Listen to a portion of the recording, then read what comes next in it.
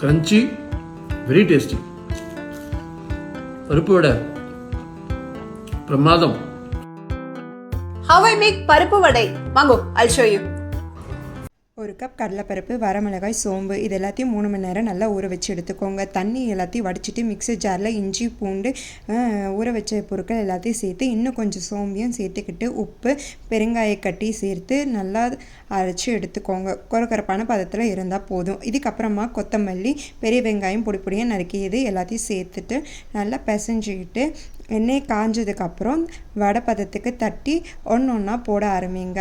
அடுத்த பேட்ச் போடும்போது இது கேஸ் வந்து சிம்மில் வச்சுட்டு அதுக்கப்புறம் வந்துட்டு வடையெல்லாம் போட்டதுக்கப்புறமா நீங்கள் ஹை ஃப்ளேமில் வச்சு வடையை 2 பக்கமும் கோல்டன் ப்ரௌன் கலராக வேக வச்சு எடுத்திங்கன்னா நல்ல கிறிஸ்பியான க்ரன்ச்சியான பருப்பு வடை தயார்.